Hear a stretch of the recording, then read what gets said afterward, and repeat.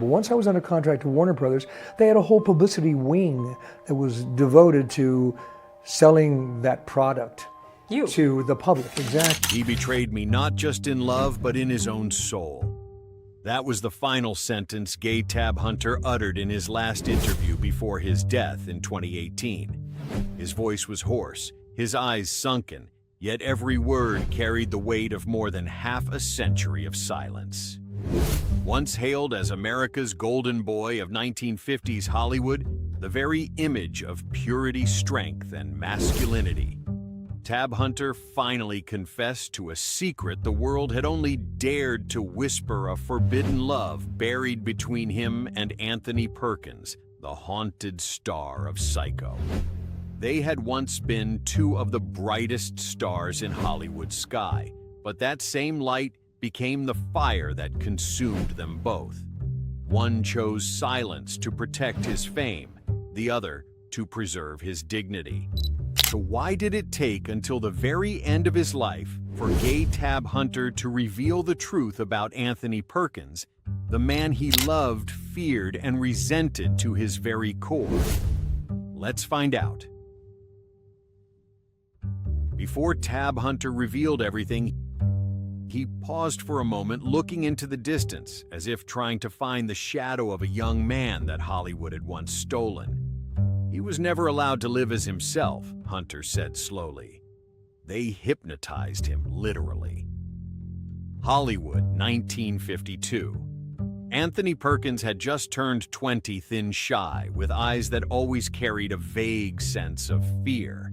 He had just signed his first contract with Paramount, a dream every young actor longed for, but no one knew that that very moment would also mark the beginning of a carefully orchestrated nightmare.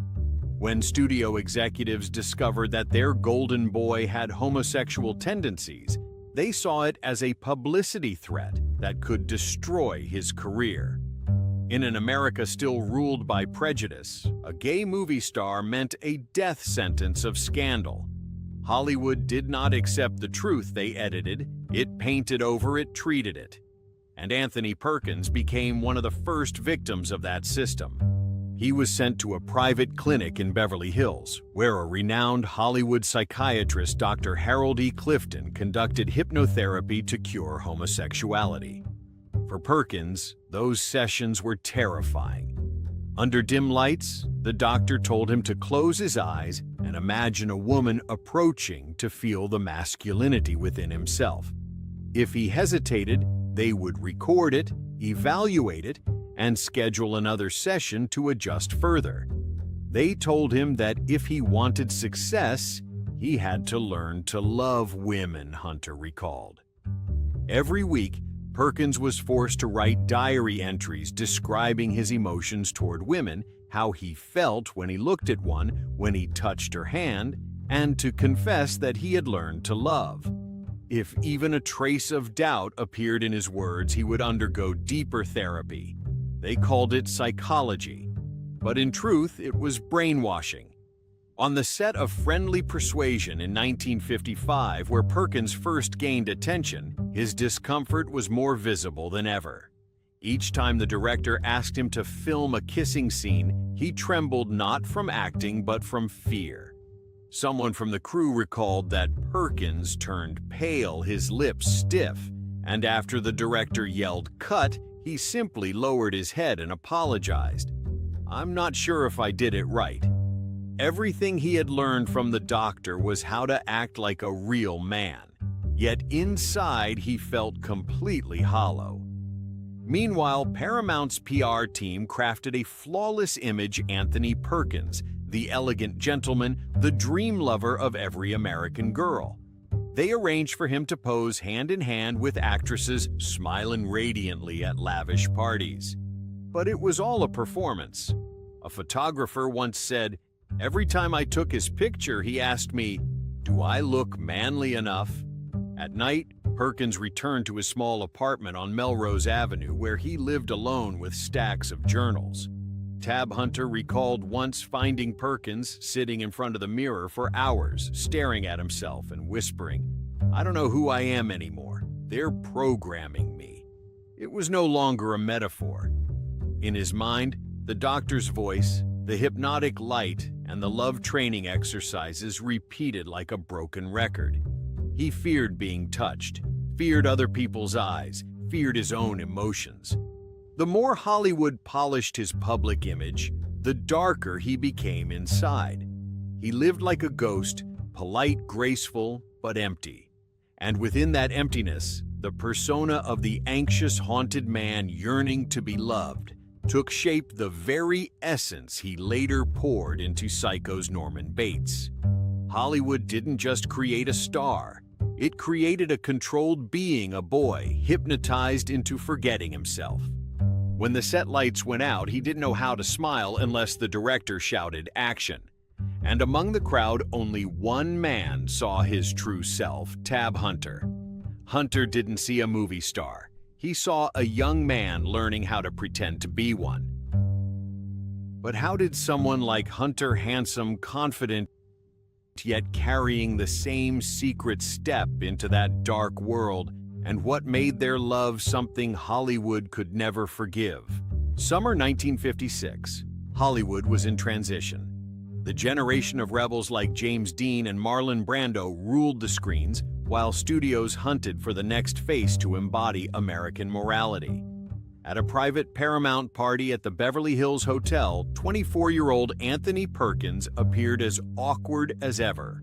Gray suit, loose tie, holding a half-empty gin glass. He was uncomfortable with noise. In that room of smoke and laughter, he was an outsider. Tab Hunter, the Golden Boy. Warner Brothers was promoting with Battle Cry 1955 and The Burning Hills 1956, entered with a bright smile. Hunter was everything. Perkins wasn't blonde, strong, confident, adored by women. They met when Hunter accidentally spilled his drink on Perkins's jacket. "Sorry I'm so clumsy," Hunter said. Perkins smiled softly, replying, "It's fine. I wasn't planning to stay long anyway." That answer made Hunter laugh. "Then shall we leave?" "Now?" he asked. And so, two men, one of light, one of shadow, walked out together, leaving behind Hollywood's most dazzling party.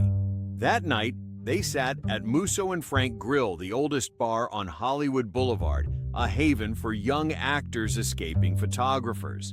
Hunter said Perkins hardly spoke, mostly listened, but whenever he smiled, his eyes lit up.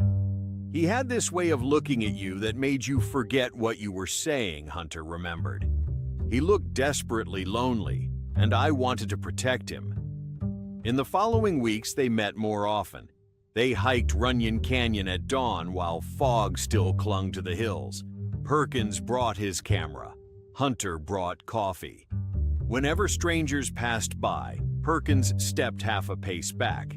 He was afraid of everything Hunter said, afraid of cameras, afraid of the light, afraid of himself.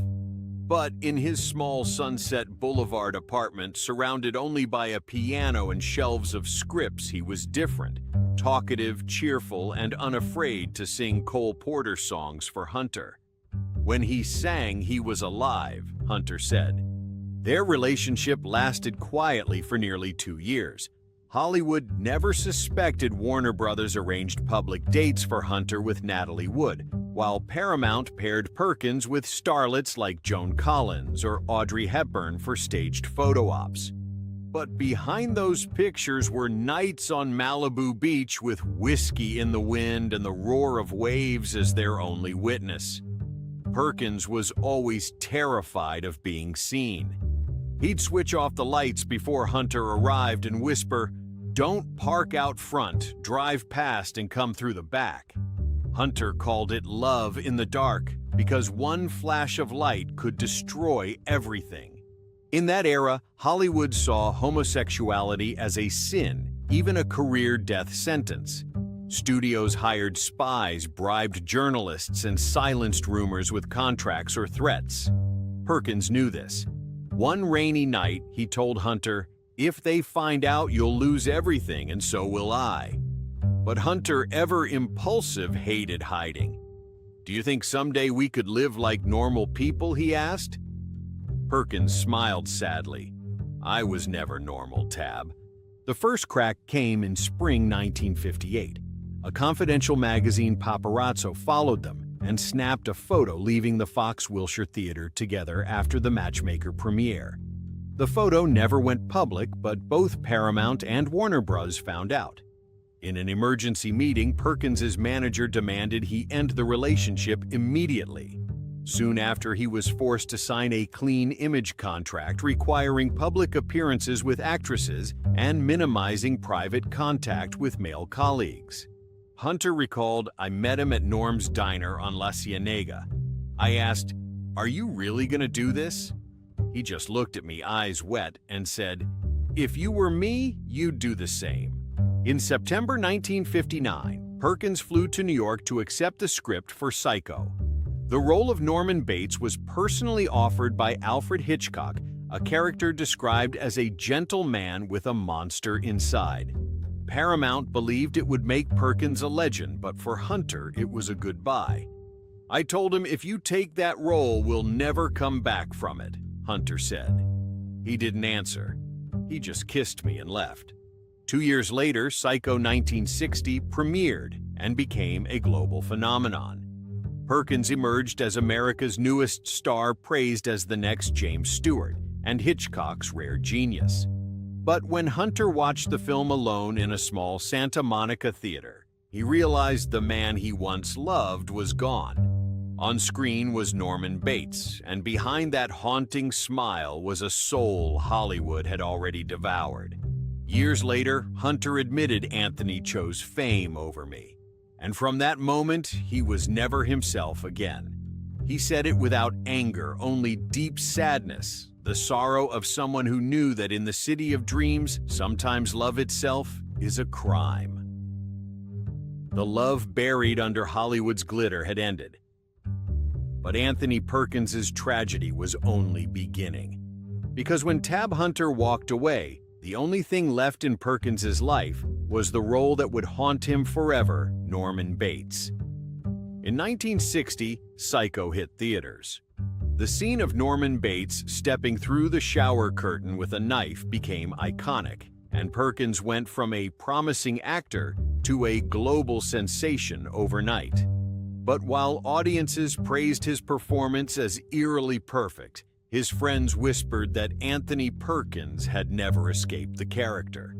Hitchcock once described Norman Bates as a man obsessed with his mother, weak, conflicted, and lonely.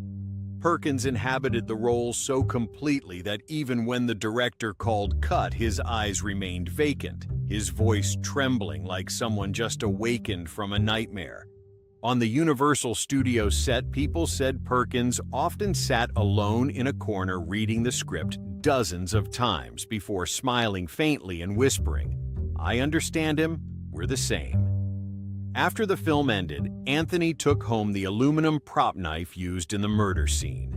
He placed it in a glass cabinet beside the script and joked to reporters, "I keep them to remember Norman Bates."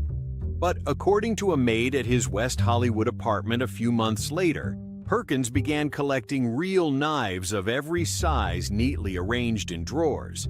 He called them inspiration props, she said, but no one thought it was funny.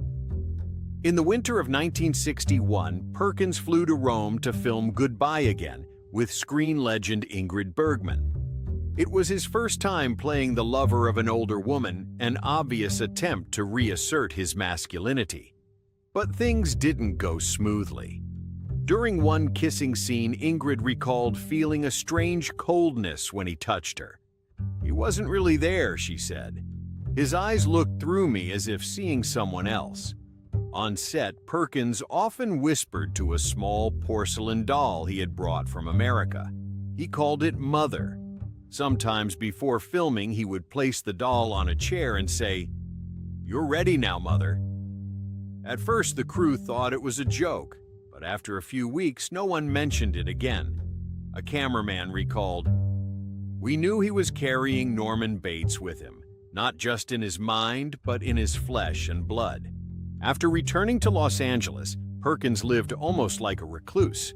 He avoided parties, refused interviews, and cut off most of his old friends. Tab Hunter said they met only once, briefly, at Café Figaro in West Hollywood in 1962. He was thinner, his eyes sunken, his hands trembling slightly. I asked, "Tony, are you okay?" He just smiled and said, "I'm living with Norman and he's not easy to get rid of." That was the last time Hunter saw him smile. The press began portraying Perkins as Hollywood's eccentric man. Some papers wrote that he was losing his mind after crew members revealed he had spent 3 nights sleeping in his dressing room, saying, "I only feel safe here." Universal eventually hired a private psychiatrist to monitor him during the filming of Psycho 2 years later. But the real issue wasn't fame. It was the emptiness that no spotlight could fill. From 1963 to 1967, Perkins left America, moving to Paris and later London to make European films. He told a French journalist, "I feel more at peace here. People don't see me as Norman Bates." But loneliness followed him. A French actor who dated him during this time said he often dreamed of his mother calling his name. "One night, I woke up to find him sitting in the middle of the room holding a razor and crying." When he returned to the US in 1968, Hollywood had changed. A new generation was rebelling. Sex and drugs dominated cinema, and Anthony Perkins, a star of an older era, seemed lost. He tried his hand at the Broadway musical Green Mansions and television work, but audiences couldn't forget Norman Bates. Every role was compared to him. One critic wrote, "Perkins can play anyone, but in the end, he's still the killer from the Bates Motel." That hurt Perkins deeply. He began avoiding cameras, refused to be photographed, and even avoided mirrors, saying, "Every time I look, I see Norman staring back." Relatives said he grew obsessed with small routines, locking doors 3 times each night, washing clothes in color order, never eating with strangers. Friends called these odd habits. But for Tab Hunter, who once loved him, they were signs of a soul decaying. "I watched him fade away," Hunter said. "Anthony Perkins was gone. Only Norman Bates wearing his face remained." In 1970, when asked in a New York interview whether he regretted playing Psycho, Perkins smiled. "No, but sometimes I wish Norman didn't need me to exist." The room fell silent. A journalist later wrote, "Perhaps Anthony Perkins wasn't just the first actor to understand Norman Bates, but the only one Norman chose to live with." Hollywood turned a talented actor into the symbol of fear, then abandoned him in the shadow of that role. Perkins became a victim of what every star chases: fame. And in the years that followed, as the spotlight dimmed, only the whispers of Norman Bates remained in his mind, small, trembling, yet persistent, as the voice of loneliness itself. But even as fame led him astray, Hollywood wasn't done with him. To silence the rumors about his sexuality and mental instability, Anthony Perkins did something no one expected: he got married. And that was when the tragedy entered its next chapter. As the 1970s began, Anthony Perkins turned 40. Hollywood had transformed. Fresh faces like Al Pacino, Jack Nicholson, and Dustin Hoffman now ruled the screen. Perkins, once one of the brightest stars of the previous decade, was now overshadowed by the lingering fame of Psycho. His new roles failed to restore his image, and rumors about his sexuality resurfaced after he was seen dining with a young male dancer at the Silver Spoon in West Hollywood. Studios began to distance themselves. One producer bluntly said he's still Norman Bates, and people don't want Norman Bates to be gay. Perkins understood. Then, in August 1972, at a New York party, he met Barry Berenson, a 24-year-old model and freelance photographer from a wealthy, well-connected Manhattan family. Barry was beautiful and intelligent, but most of all, she had a gentle gaze that made Perkins feel safe. They met at Café des Artistes, a popular hangout for New York artists. Perkins had just returned from Paris after a failed Broadway play, and Barry had finished a shoot for Vogue. A mutual friend introduced them. Anthony was polite, a little awkward, but he spoke in a way that made you want to protect him, Barry recalled in an interview years later. I knew he was different, but I didn't care. After just 6 months, they secretly married in the spring of 1973 at a small ceremony in Cape Cod, Massachusetts, at Barry's family's seaside home. No reporters, no colleagues, only a few close relatives. To Hollywood, it was a shock. Norman Bates got married screamed Variety. The marriage was hailed as Anthony Perkins's turning point, the man who finally found peace. But those who knew him understood it wasn't love, it was a silent agreement. When Tab Hunter heard the news, he said simply, he married to be left alone.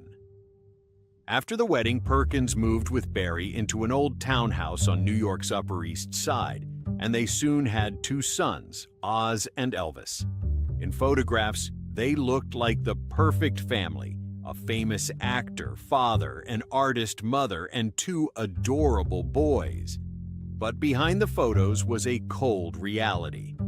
Perkins spent most of his time in Los Angeles taking minor roles, while Barry stayed in New York, raising the children and working. They wrote letters instead of calling. Whenever they appeared together in public, they always held hands and smiled softly. But Barry's relatives said they slept in separate rooms. Anthony had a world Barry couldn't enter.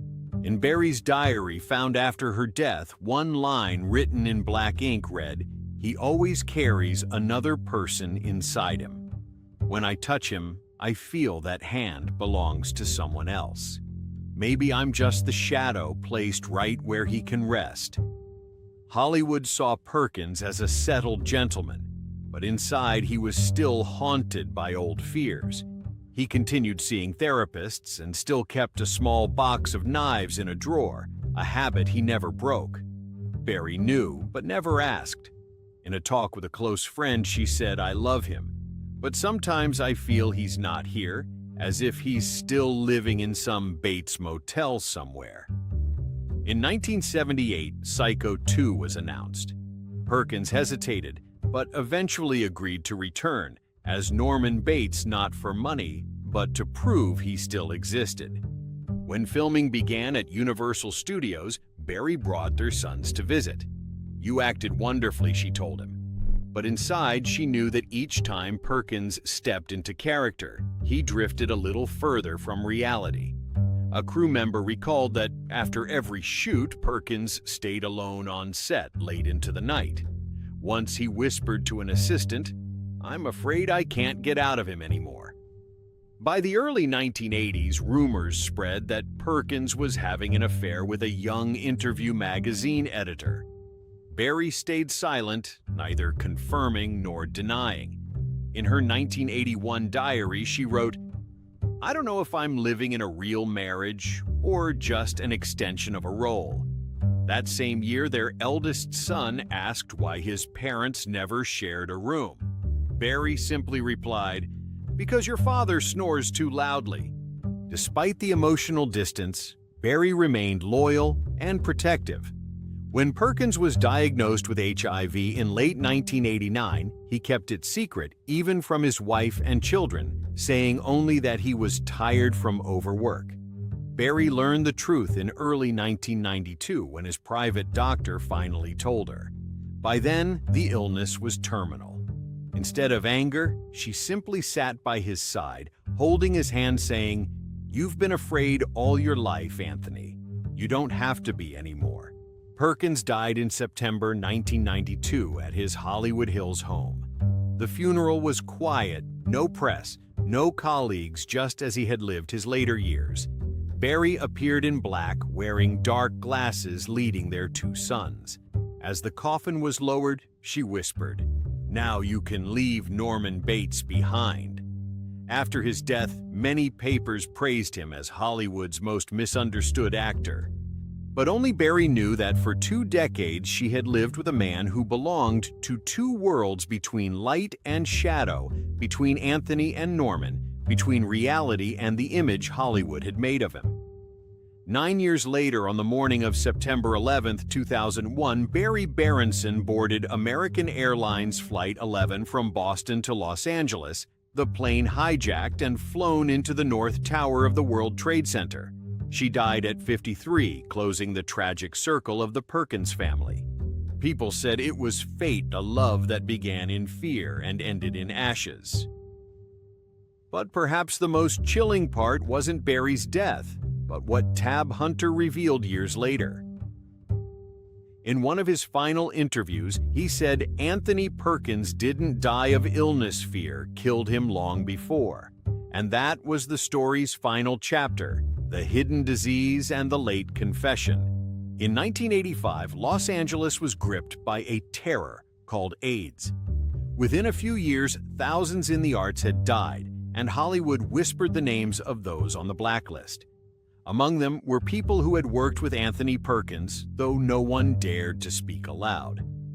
At that time, Perkins was filming Crimes of Passion with actress Kathleen Turner. Crew members said he was often exhausted, coughing and pale. When his doctor suggested tests, Perkins brushed it off. "I'm just worn out." But by late 1989, he was diagnosed HIV positive, a death sentence then. Perkins told no one, spending hours alone in his Hollywood Hills room gazing down at the glittering city below. On a small note later found on his desk, he had written, "I've spent my life running from myself. Now there's nowhere left to run." No one ever knew exactly how he contracted the virus. Some said it came from a minor surgery in Paris in 1978 with contaminated instruments. But friends in the industry believed the cause lay in his lonely early 80s years when Perkins frequented discreet Santa Monica bars where anonymous actors sought brief warmth in the dark.